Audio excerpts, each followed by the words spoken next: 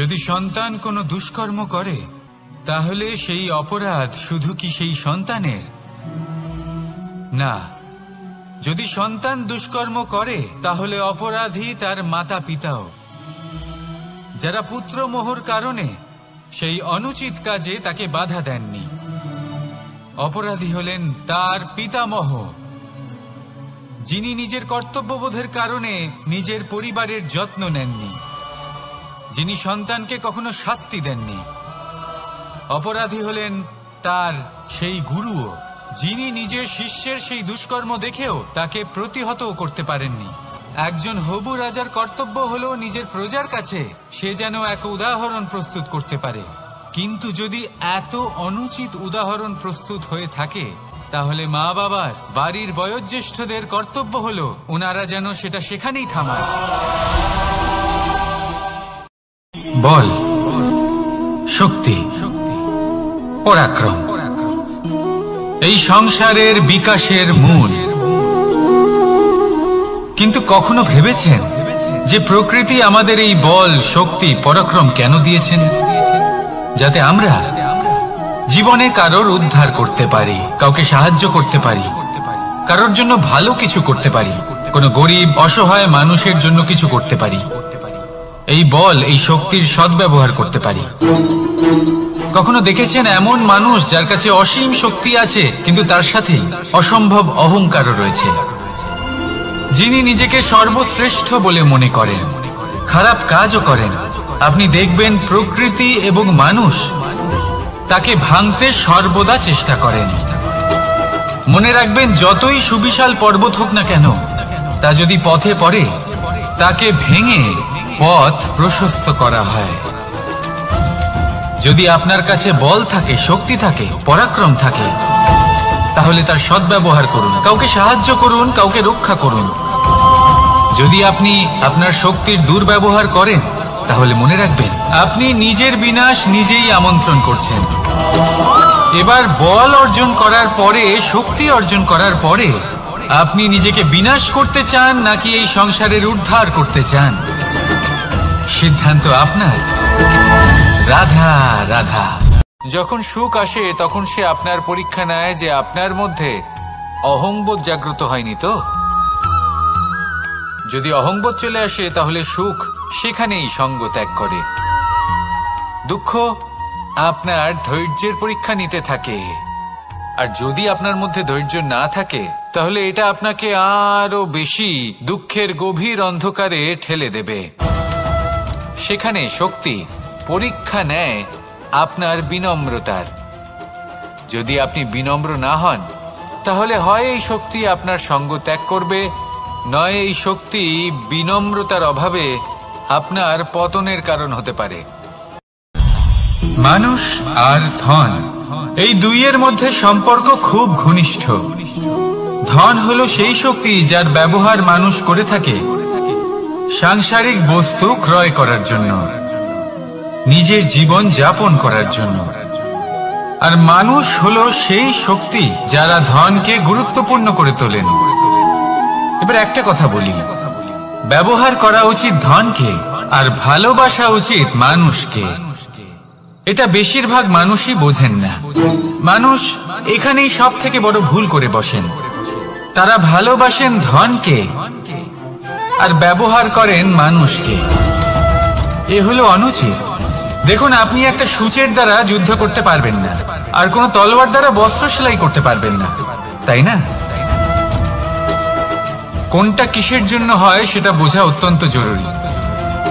আপনিও সঠিক দিকে অগ্রসর হন। মানুষকে ভালোবাসুন আর ধনকে ব্যবহার করুন। যদি আপনি মানুষকে ব্যবহার করেন তাহলে আপনি ভালোবেসে ফেলবেন ধনকে, আর এই ভালোবাসা ধীরে ধীরে পরিণত হবে লোভে, আর ধীরে ধীরে এটা আপনাকে বিনাশ করে দেবে। তাহলে সমস্ত মানুষকে ভালোবাসুন আর এইভাবে ভালোবেসে বলুন, রাধা রাধা। এই সংসারে প্রত্যেক মানুষ এটাই চান যে তিনি যেন ধনবান হন, আর্থিক অবস্থা তার ভালো থাকে, ওনার বাড়িতে লক্ষ্মীর আগমন হয়। কিন্তু সেটা হবে কি করে, সেটাই হলো প্রশ্ন। কেউ বলেন যে যদি পরিশ্রম করো তাহলে ধন অর্জন সম্ভব, কেউ বলেন যে যদি বিদ্যা লাভ হয় তবেই ধন অর্জন সম্ভব। কেউ বলেন যে যদি বলশালী হও তবেই সম্পন্ন থাকবে। ভালো কথা, যদি তাই হয়ে থাকে, তবে দিনমজুর সারা দিন পরিশ্রম করেন, তিনি কেন ধনী হন না? অনেকজন বিদ্বান মানুষ আছেন এই সংসারে, তারা কেন ধনবান হন না? অনেক সংখ্যক বলশালী ব্যক্তি আছেন, তাদের কাছে ধন নেই কেন? তাদের কেন ধনের অভাব হয়? আবার এমনও কিছু মানুষ আছেন যারা পরিশ্রম করেন, তারা দিনমজুর, কিন্তু তারা ধন অর্জন করতে পারেন। কিছু বিদ্বান ব্যক্তি আছেন যাদের কাছে অধিক মাত্রায় ধন রয়েছে। কয়েকজন বলশালী ব্যক্তি রয়েছেন যাদের কাছে সাফল্য কে না চান? সাফল্য লাভ করার, শিখরে পৌঁছানোর আলাদাই একটা আনন্দ রয়েছে। আর আপনজনদেরও কে না চান? প্রত্যেক মানুষ চান যেন জীবনে তার কোনো আপনজন থাকে, যারা সবসময় তাদের সাথে থাকবে, কারণ আপনজনের সাথেই তো সাফল্যের আনন্দ সব থেকে বেশি পাওয়া যায়। কিন্তু আসলে কি হয়, অনেক সময় সাফল্যের খোঁজে সেই পথে চলতে চলতে আমরা আপনদের থেকে দূরে চলে যাই, না চাইতেও দূরে চলে যেতে হয়, ওনাদের সাথে সময় কাটাতে পারি না। আর আমরা ভুলে যাই যে সাফল্যের আসল আনন্দ আপনজনদের সাথেই পাওয়া যায়। সফল হওয়ার পরে আপনদের সাথে দেখা হলে তাদের চোখে আমাদের জন্য যে আবেগ থাকে, যে সম্মান, যে প্রেম থাকে, সেটাই হলো আসল পুরস্কার। আমরা সেই কথা ভুলে যাই এবং একা হয়ে পড়ি। বেশিরভাগ সময় এটাই হয়, বেশিরভাগ সময় সফল মানুষগুলি একা হয়ে যান। এবার আপনি কি চান? আপনি অসফল হয়ে দিনগুলি একাকিত্বে কাটাতে চান, নাকি সফল হয়ে আপনজনদের সাথে আনন্দে থাকতে চান? সেই সিদ্ধান্ত আপনার। সাফল্যের পেছনে ছুটুন, নিজেকে উজাড় করে দিন, কিন্তু আপনজনদের সঙ্গ ত্যাগ করবেন না। সেই আপনজন যারা আপনার সাফল্যের জন্য দায়ী, সেই আপনজন যিনি আপনার সাফল্যে আনন্দ পান, সুখ লাভ করেন, তাদের কখনো ত্যাগ করবেন না। আসুন আমার সাথে ভালোবেসে বলুন, রাধা রাধা। অনেক সময় আপনি কোনো ব্যক্তিকে এটা বলতে শুনবেন যে আমি আমার নিজের উপরে গর্ব করি, আমি নিজেকে নিয়ে গর্ব করি, আমি খুব ভালোভাবে আমার মা বাবার সেবা করি, ওনাদের আমি সবসময় সুখী রাখি, ওনাদের আমি একটা বাড়ি দিয়েছি, সকল সুখ সুবিধা দিয়েছি, ওনাদের জীবনে প্রত্যেক জিনিস দিয়েছি আর দেব যা তাদের প্রয়োজন। এবার আমাকে বলুন যে আপনি কে হন? আপনি হলেন সেই বীজ যা আপনার মাতা পিতা রোপণ করেছেন। আপনার মা বাবাই আপনাকে এই সংসারে জন্ম দিয়েছেন। এবার এইসব কথার কি তাৎপর্য? এই হলো সেই ব্যক্তির দৃষ্টিভঙ্গি। এবার দেখা যাক এই প্রকৃতি আমাদের কি শেখায়। কখনো কোনো গাছকে দেখবেন, যখন সেই গাছে ফল আসে, সে মালিকে এটা বলে না যে দেখো আমি তোমাকে ফল খেতে দিচ্ছি, কারণ ও জানে যে এটা হলো সেই মালির পরিস্থিতি। বাজ পাখিকে পক্ষীরাজ বলা হয়। বাজের আয়ু হলো মোটামুটি 70 বছর। এবার 40 বছর হতে হতেই ওদের পালক লম্বা এবং ভঙ্গুর হয়ে যেতে থাকে, ঠোঁট বেঁকে যায়, ডানা ভারী হয়ে যায়, অর্থাৎ আগের মতো উঠতে পারে না, সেই শক্তি থাকে না। এবার সেই বাজ কি করবে? বাজ সব থেকে কঠিন নির্বাচন করে, নির্বাচন নিজের পুনর্স্থাপনা। সর্বপ্রথম একটা বিশাল পর্বতে যায়, একান্তে নিজের এক বাসস্থান তৈরি করে, আর তারপরে পাথরের সাথে নিজের ঠোঁট বারবার আঘাত করতে করতে সেই ঠোঁট ভেঙে ফেলে। তারপরে সে অপেক্ষা করে সেই ঠোঁট পুনর্নির্মাণ হওয়ার। তারপর সেটাই করে নিজের পালকের সাথে। তারপরে নিজের ডানা থেকে এক এক করে ভারী পালকগুলো ছিঁড়ে ফেলে দেয়। আর তারপর 150 দিনের এই যন্ত্রণা সহ্য করার পরে ও ফিরে পায় নিজের উড়বার অনন্য ক্ষমতা, সেই শক্তি। আর তারপরে ও জীবনের পরবর্তী 30 বছর বাঁচে। কি বুঝলেন আপনি?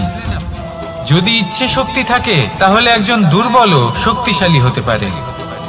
আপনিও এটাই করুন, নিজের অতীতের যন্ত্রণার বোঝাগুলিকে ত্যাগ করুন আর কল্পনার খোলা আকাশে উন্মুক্ত হয়ে উড়ে বেড়ান।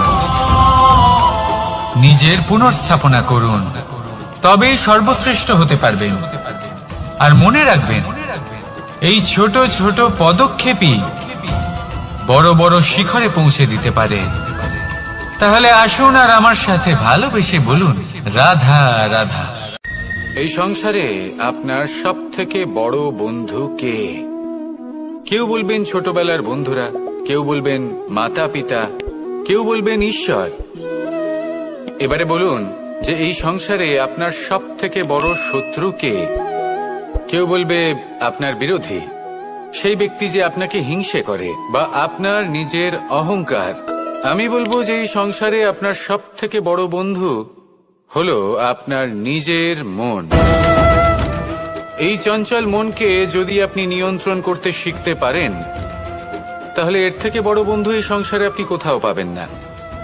সেখানেই যদি এই মন আপনাকে বশ করে ফেলে, তাহলে সংসারে এর থেকে বড় শত্রুও আপনি কোথাও পাবেন না। প্রথমে এই মনকে নিয়ন্ত্রণ করতে শিখে যান, আর তখন এই মন প্রসন্ন হয়ে বলবে। আপনি কি কখনো জলকে নিজের মুঠোতে ধরে রাখার চেষ্টা করেছেন? চলুন আজ করা যাক।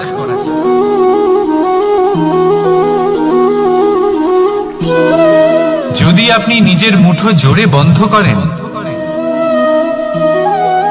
জল ধরে রাখতে পারবেন না। যদি আপনি তাকে এমনি বইতে দেন, তাহলে ও নিজের পথ নিজেই করে নেবে, আর আপনার হাতেও থেকে যাবে। আমাদের জীবনও হলো কিছুটা এরকম, জলের মতো। নিজের পথ নিজেই করে নেয় এই জীবন। প্রত্যেক সমস্যার সমাধান নিজেই করে নেয় এই জীবন। তাই জীবনে যখন কোনো পরিস্থিতি আমাদের প্রতিকূল হয়ে থাকে, কিছুই হয়তো আমরা বুঝতে পারছি না, কিছুই যখন বসে থাকে না, তখন আমরা হতাশ হয়ে পড়ি, নিরাশ হয়ে পড়ি। আর এটাই করা উচিত নয়। শান্ত মনে দেখতে হবে যে এই জীবনে আসলে কি ঘটে চলেছে। কষ্ট সবাই ভোগ করেন। কষ্ট পেলে কেউ রেগে যান, রেগে গিয়ে পরাক্রম দেখান। এটাই তো করা উচিত নয়। শান্ত মনে সেটাই করতে হবে যা জীবন আমাদের শেখাতে চাইছে। জীবন আমাদের সব শিখিয়ে দেবে, শুধু মনে রাখবেন কখন প্রয়াস করতে হবে আর কখন আমাদের প্রতীক্ষা করতে হবে, সেটা আগে আপনাকে বুঝতে হবে। তাহলে আসুন আমার সাথে ভালোবেসে বলুন, রাধা রাধা। মানুষ জীবনে তিনটে কাজ অবশ্যই করে থাকে। কিছু দান করে, কিছু গ্রহণ করে, আর কিছু ত্যাগ করে দেয়। এটাও ভাবতে থাকে যে এটা করলে কিভাবে করবে। দেবার জন্য পর্যাপ্ত ধন নেই, নেবার জন্য সংসারে অত স্নেহ নেই, আর ত্যাগ করার জন্য জীবনে এত সুখই নেই। তাহলে কিভাবে করবে? আসলে আমরা বস্তুগত চাহিদা অর্জনে এত ব্যস্ত হয়ে পড়ি যে আমরা বুঝতেই পারি না যে কি নেবার আছে, কি দেবার আছে, আর কি ত্যাগ করার আছে। তাহলে আজ আমি আপনাকে বলেই দিই, মনে রাখবেন এই তিনটে গুরুত্বপূর্ণ গুণ, তিনটে গুরুত্বপূর্ণ কথা। দেবার জন্য আছে দান, নেবার মতো আছে জ্ঞান, আর ত্যাগ করার মতো আছে অহংকার। ভগবান আর ভক্ত যখন একাকার হয়ে যায়, যখন ভক্ত তার ভগবানের প্রতি এবং নিজের জীবনের উদ্দেশ্যের প্রতি সম্পূর্ণরূপে সমর্পিত হয়, তখন জন্ম নেয় ভক্তি।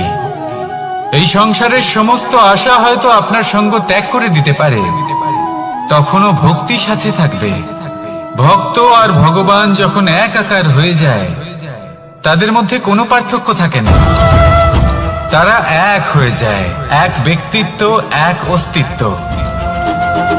সেই জন্য কখনো জীবনে যে কোনো রূপেই, যে কোনো প্রকারেই, যে কোনো ঈশ্বরকে মান্য করুন। মনের মধ্যে শ্রদ্ধা ভাব জাগ্রত করুন, মনে ভক্তি ভাব জাগ্রত করুন। এই সমগ্র সংসারে সব কিছু আপনাকে ছেড়ে চলে গেলেও তখনও এই ভক্তি শুধুমাত্র আপনার উত্থান ঘটাবে। তাই মনে ভক্তি জাগ্রত করুন, আর আমার সাথে ভালোবেসে বলুন, রাধা রাধা। শব্দই হলো শূন্য, শব্দই হলো আরম্ভ, শব্দই হলো অন্ত, শব্দই হলো অমর, শব্দই হলো ব্রহ্ম। এই শব্দ হলো অত্যন্ত বিশেষ। কেউ কাঁদলে তাকে হাসিয়ে তোলে, কেউ হাসলে তাকে কাঁদিয়ে দেয়। কারোর মনে উদ্দীপনা জাগিয়ে তুলতে পারে, আবার কারোর মনে কাঁটা হয়ে বিঁধে থাকতে পারে।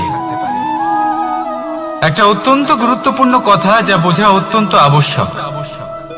আপনার মন, আপনার হৃদয়ে যতই শুদ্ধ হোক না কেন, যতই পবিত্র হোক না কেন, আপনার দৃষ্টিভঙ্গি যতই স্পষ্ট হোক না কেন, যদি আপনার কথা পবিত্র না হয়, যদি আপনার শব্দ শুদ্ধ না হয়, তাহলে তা আপনাকে আপনার কর্মফল ভোগ করতে বাধ্য করবেই। একটা সহজ উদাহরণ দিই। আপনার জীবনে এমন কেউ অবশ্যই থাকবেন যাকে আপনি পছন্দ করেন না, যিনি হয়তো অধর্মী মানুষ, যিনি হয়তো দুর্বুদ্ধি সম্পন্ন মানুষ, কিন্তু তার জন্য অপশব্দ প্রয়োগ করলে তার মধ্যে কোনো পরিবর্তন আসবে না, তার মানসিকতা বদলাবে না, শুধু মনে প্রতিশোধ স্পৃহা জেগে উঠবে, মনে হিংসা জাগবে, আর কিচ্ছু না। সেই জন্য নিজের শব্দকে নিয়ন্ত্রণ করুন, নিজের কথা সংযত করুন। শ্রেষ্ঠ থেকে শ্রেষ্ঠতর মানুষকেও সাবধানী হতে হয়, কারণ যদি এই শব্দের প্রয়োগ সঠিক না হয়, তাহলে আজীবন মানুষকে নির্বাক হয়ে থাকতে হতে পারে। তাহলে নিজের শব্দ নিয়ন্ত্রিত রাখুন, নিজের কথাকে শুভ করুন, এতে প্রেমবোধ জাগিয়ে তুলুন, আর সেই প্রেমবোধ নিয়েই বলুন রাধা রাধা। বরদান এবং অভিশাপ, এই দুই হলো একই মুদ্রার দুটি পিঠ। এই বরদান আমরা অনেক কারণে পেতে পারি, কখনো নিজের পরিশ্রমের কারণে, কখনো নিজের তপস্যার কারণে, কখনো আমাদের পূর্বপুরুষদের কর্ম ও তপস্যার কারণে। কিন্তু এই বরদান কতক্ষণ বরদান থাকবে তা আমরা নিশ্চিত করতে পারি না, তা সুনিশ্চিত করে শুধুমাত্র আমাদের কর্ম। যদি আপনাকে উদাহরণ দিই, আপনি রেশমের কীট দেখেছেন? ও বরদান পেয়েছে যে ও নিজের সুরক্ষার জন্য খোলস বানাতে পারে। এবারও তাতে এত মত্ত হয়ে যায় যে এমন এক আবরণ বানিয়ে ফেলে যাতে সে নিজেই আবদ্ধ।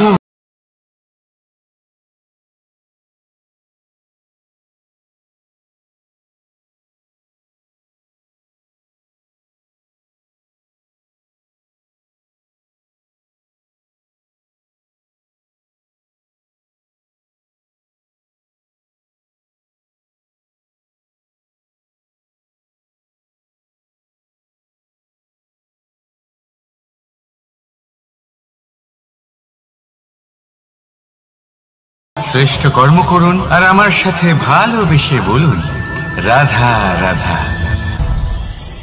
সুখ, দুঃখ, মৃত্যু, মহামারী, এগুলো কখনো বলে আসে না, আবার জিজ্ঞাসা করেও আসে না।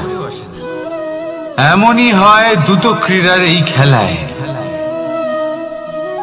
এক কারাগারের মতো, একটা মাকড়সার জালের মতো। যেমন একটা মাকড়সার জাল একটা পোকাকে নিজের দিকে আসতে আকর্ষিত করে নিজের চমকের দ্বারা, নিজের গঠন দ্বারা, সেরকমই দ্রুত ক্রীড়ার এই খেলা মানুষকে নিজের দিকে আসতে প্ররোচিত করে। শেষে গিয়ে মানুষ আটকা পড়ে। পার্থক্য শুধু এটাই, যখন এক পোকা এই জালে জড়িয়ে পড়ে তখন সে তার প্রাণ হারায়। মানুষ যখন এই দ্রুত ক্রীড়ায় আকর্ষিত হয়, সে নিজের মান, নিজের ধন সবকিছু হারায়, নিজের বিবেক হারিয়ে ফেলে। কিন্তু আপনি আপনার বিবেক কখনোই হারাবেন না। যদি আপনার মনে লোভ চলে আসে, আপনি লোভী হয়ে ওঠেন। যদি আপনি দ্রুত ক্রীড়ার এই খেলায় আটকা পড়েন, তাহলে মনে রাখবেন এই খেলা থেকে ফিরে আসা প্রায় অসম্ভবই বলা যায়। নিজের বিবেক কখনো হারাতে দেবেন না, কারণ বিনাশ আসার প্রথম লক্ষণ হলো বিবেকের বোধ চলে যাওয়া। এই প্ররোচনায় কখনো পা দেবেন না। আর আমার সাথে ভালোবেসে বলুন রাধা রাধা। বিজয়, বিজয় লাভের জন্য মানুষ কি না করে থাকে, যে কোনো সম্ভাব্য প্রচেষ্টা করে। কিন্তু নিজের বিজয় লাভের জন্য বাজিতে যা ইচ্ছে তাই রেখে দেওয়া কি উচিত কাজ? কখনোই নয়। নিজের হারানো সম্মান, নিজের হারানো সম্পত্তি, নিজের হারানো অধিকার ফিরে পাওয়ার শুধু একটাই পথ রয়েছে, আর তা হলো পুরুষার্থ, দ্রুতক্রিয়া নয়। যে মানুষ নিজেই হেরে গেছে, নিজেই নিজের জয়লাভ করার জন্য অন্য কাউকে কিভাবে বাজিতে রাখতে পারে, এ হলো সম্পূর্ণরূপে অনুচিত। অনেক সময় অনেক ধন লাভ করার জন্য, অনেক সম্পত্তি লাভ করার জন্য আমরা নিজের আসল ধন, আমাদের আপনজন, তাদেরকে হারিয়ে ফেলতেও প্রস্তুত হয়ে যাই। এটা একেবারেই উচিত নয়। যত বড়ই সংকট আসুক না কেন, আমাদের আপনজনদের আমাদের সাথেই রাখা উচিত। নিজের বিজয়ের জন্য ওনাদের বাজি রাখা ঠিক নয়। এই ভুল কেউ একজন করেছেন, আপনি তা ভুলেও করবেন না। রাধা রাধা।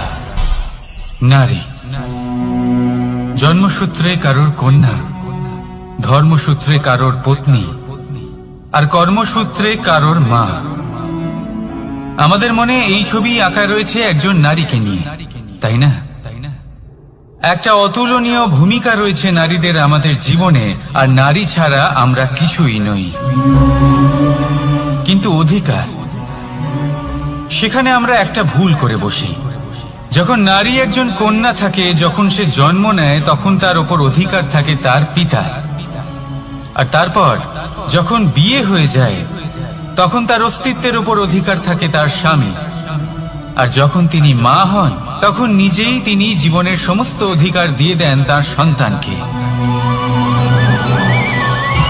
কিন্তু আমরা কি কখনো এটা ভেবেছি এই জীবন হলো তার নিজের? যে নারী সবার কল্যাণ করছেন, তার জীবনের অধিকারও তার কাছেই থাকা উচিত, তাই না? তার নিজের জীবনের সিদ্ধান্ত সে নিজেই নিতে পারেন, নিজেই নিজের ভাগ্যের রচয়িতা হতে পারেন। আর এর জন্য আমাদের নিজেদের পাল্টাতে হবে, দৃষ্টিভঙ্গি পাল্টাতে হবে।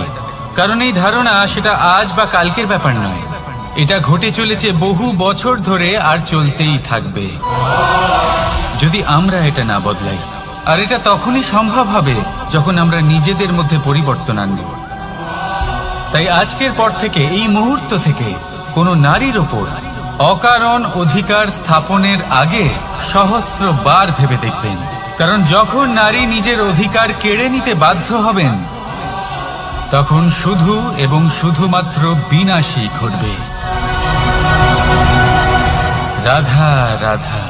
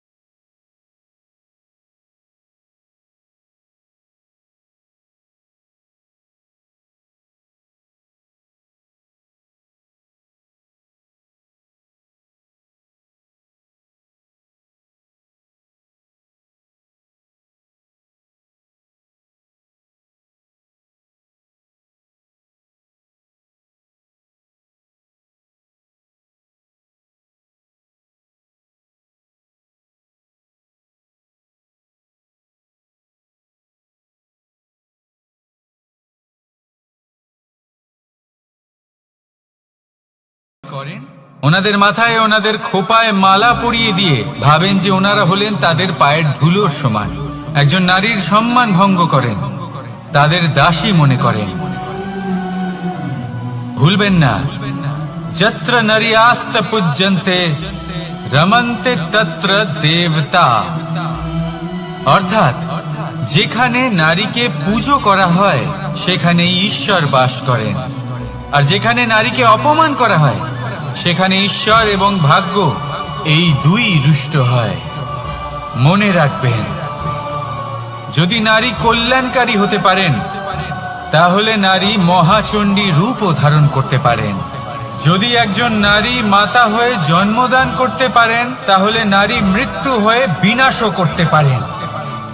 যেখানে নারী অপমানিত হবেন, সেখানে মহান ভারতও মহাভারতের পথে অগ্রসর হতে পারে। তাই মনে রাখবেন, নারীর অপমান যেন কখনোই না ঘটে। আর যদি কোথাও নারীর অপমান হয়, তার অর্থ হলো আপনার বিনাশ আপনার দিকেই আসছে। আর এটা হলো তার প্রথম পদক্ষেপের প্রথম পদধ্বনি। রাধা রাধা। যদি সন্তান কোনো দুষ্কর্ম করে, তাহলে সেই অপরাধ শুধু কি সেই সন্তানের? না।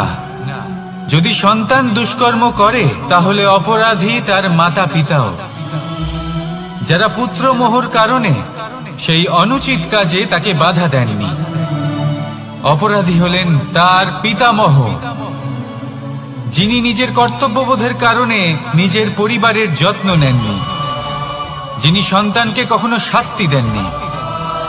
অপরাধী হলেন তার সেই গুরুও, যিনি নিজের শিষ্যের সেই দুষ্কর্ম দেখেও তাকে প্রতিহত করতে পারেননি। একজন হবু রাজার কর্তব্য হলো নিজের প্রজার কাছে সে যেন এক উদাহরণ প্রস্তুত করতে পারে। কিন্তু যদি এত অনুচিত উদাহরণ প্রস্তুত হয়ে থাকে, তাহলে মা বাবার, বাড়ির বয়োজ্যেষ্ঠদের কর্তব্য হলো ওনারা যেন সেটা সেখানেই থামায়, হয় ভালোবেসে নয়তো শাস্তি দিয়ে। যদি না থামানো হয়, তাহলে মহাভারত অবশ্যম্ভাবী।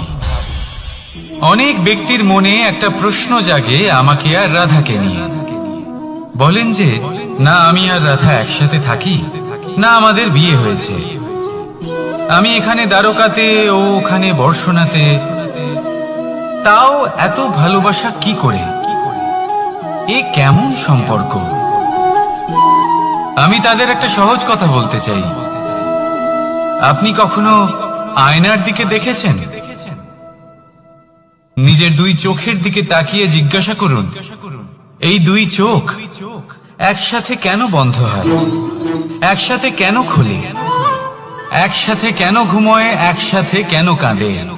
আজীবন কোনো এক মানুষের সাথে সম্পর্ক রাখা অবশ্যই সম্ভব, তাদের সাথে দেখা না করে।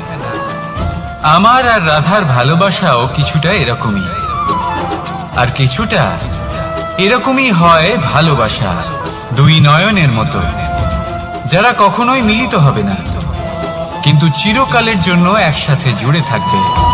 এই অনুভূতি নিঃস্বার্থ হয়, আর এই নিঃস্বার্থ ভালোবাসা আপনাকে আনন্দের পথে অগ্রসর করে। জীবনে সবসময় নিঃস্বার্থভাবে ভালোবাসুন, শুধুমাত্র আনন্দই পাবেন। তাহলে আসুন আমার সাথে নিঃস্বার্থভাবে ভালোবেসে বলুন, রাধা রাধা। মানুষ,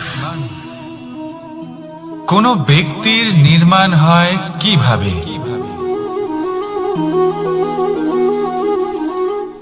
কেউ বলবেন পঞ্চতত্ত্বের দ্বারা, কেউ বলবেন আত্মা, দেহ ও চেতনার দ্বারা, কেউ বলবেন ঈশ্বরের কৃপার দ্বারা, তো কেউ বলবেন এই প্রকৃতির পরীক্ষার দ্বারা। না, মানুষের নির্মাণ হয়ে থাকে বিশ্বাস দ্বারা। ব্যক্তি তখনই গড়ে ওঠেন যখন ব্যক্তিত্ব থাকে, ঠিক কিনা? আর ব্যক্তিত্ব তখনই হবে আর সেরকমই হবে যেরকম বিশ্বাস আপনি নিজের উপরে রাখবেন। যদি আপনি মনে করেন আপনি বিষের ন্যায় হবেন, তাহলে আপনি বিষাক্তই হবেন। যদি আপনি এটা মনে করেন যে আপনি অমৃতের ন্যায় হবেন, তাহলে আপনি অমরই হয়ে যাবেন। যদি আপনি নিজের উপরে বিশ্বাস রাখেন যে আপনি সংসারের সব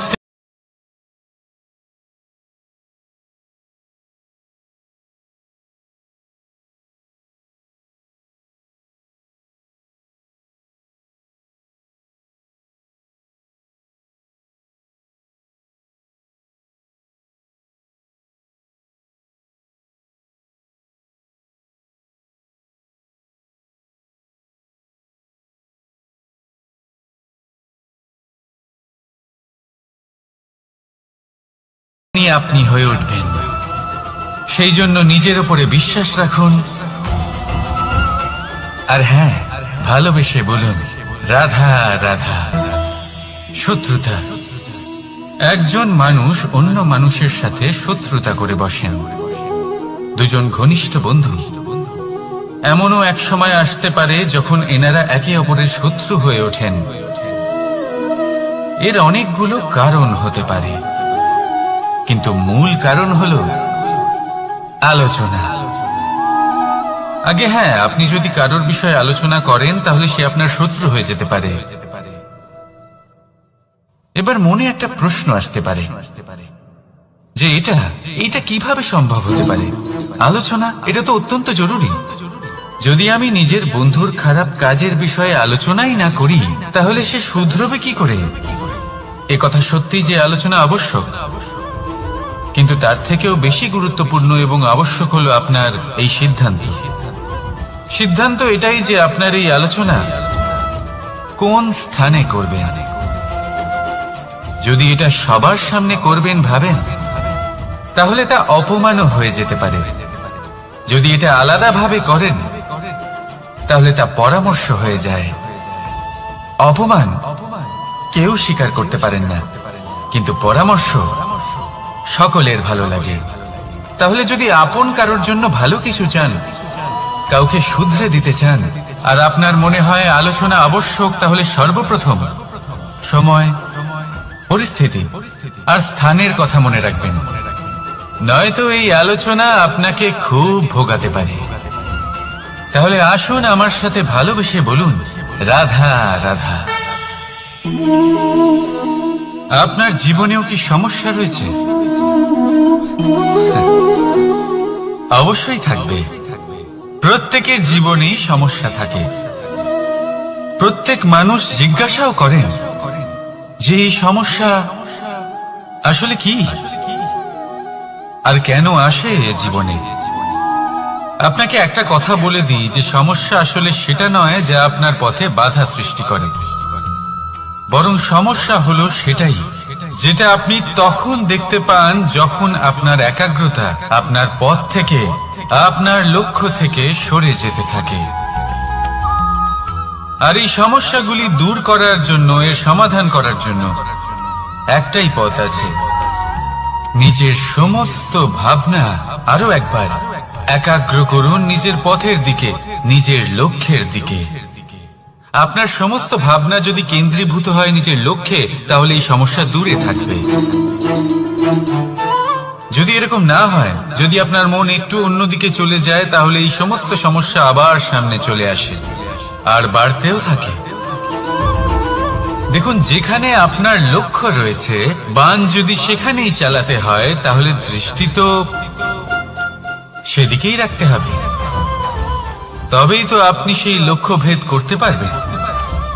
সেই জন্য মনে রাখবেন, সর্বদা লক্ষ্য রাখবেন নিজের পথে, সেই পথেই সামনে এগোতে থাকুন নিজের লক্ষ্যের দিকে। আপনি যত সামনে এগোতে থাকবেন এই সমস্যা তত পিছিয়ে যাবে। তাহলে আসুন আমার সাথে ভালোবেসে বলুন রাধা রাধা। এই পাখিরা সত্যি খুব সুন্দর, আমার খুব ভালো লাগে। আপনি নিশ্চয়ই শুনে থাকবেন যে কিছু পাখির কাছে ডানা অবশ্যই থাকে, কিন্তু উড়তে পারে না। তারা চায় উঁচু আকাশে উড়ে বেড়াতে এবং মেঘেদের সাথে কথা বলতে, করতেই পারে না। এবার এই সংসারেও পাওয়া যায় ঘুড়িও। এদের মধ্যে না জীবন আছে, না প্রাণ আছে, আর না আছে ডানা, কিন্তু এরা আকাশের সাথে কথা বলে, হাওয়ার বেগের সাথে কথা বলে, আনন্দ করে, উৎফুল্ল হয়ে ওঠে, আকাশে জীবনের কিছু মুহূর্ত কাটায়। তার কারণ কি হতে পারে? কারণ হলো সুতো। এই সুতো যদি সঠিক হাতে থাকে, তাহলে এই কাগজের তৈরি ঘুড়িও আকাশের উচ্চতায় উড়ে বেড়াতে পারে। এবার এই সুতো আসলে কি? এই সুতো হলো আসলে ভালোবাসা, এই সুতো হলো আসলে বিশ্বাসের। আর এটা আপনি দিয়ে থাকেন তাদের হাতে যাদের আপনি বিশ্বাস করেন, যাদের আপনি নিজের সর্বস্ব দিয়ে দেন। ভেবে দেখুন, এই ভালোবাসা আর বিশ্বাসের সুতো আপনি যদি সঠিক মানুষের হাতে দিয়ে দেন, তাহলে আপনি অনেক উচ্চতায় উঠতে পারবেন, আকাশের উচ্চতায় উড়ে বেড়াতে পারবেন, মেঘের সাথে কথা বলতে পারবেন, পাখিদের মতো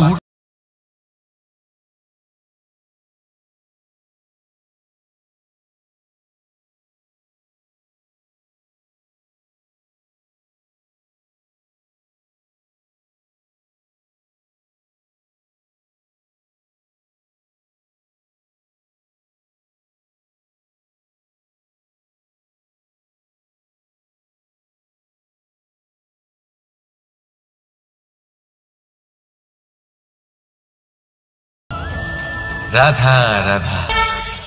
আমরা সকলে এমন ব্যক্তির সাথে থাকতে চাই যারা খুব মিষ্টি কথা বলেন, যাদের ব্যবহার আমাদের ভালো লাগে, যারা দেখতে সুন্দর হন, যাদের আমরা পছন্দ করি। আর সবসময় এমন ব্যক্তির থেকে দূরে থাকতে চেষ্টা করি যাদেরকে আমরা পছন্দ করি না, যাদের কথা আমাদের খারাপ লাগে, যাদের কথা একটু কঠোর হয়। আমরা সবসময় চেষ্টা করি এদের থেকে দূরে থাকার, ঠিক কিনা? কিন্তু যদি বাস্তবটা দেখি, তাহলে এই কঠোরতা জীবনে শান্তির প্রলেপ দেয়। ওষুধও একটু কড়াই হয়, কিন্তু এ কি করে? আমাদের সুস্থ করে তোলে। ঠিক সেইভাবেই ভালোবাসার এই অধ্যায় একটু কঠিন, একটু কড়াও মনে হতে পারে, কিন্তু এর ফল সবসময় আপনাদের স্বাস্থ্যের পক্ষে ভালোই হয়। সেই জন্য যদি কেউ আপনার নিন্দে করে, আপনাকে কড়া কথা শোনায়, আপনার ব্যাপারে আলোচনা করে, তার মানে এটা নয় যে সে আপনার শত্রু।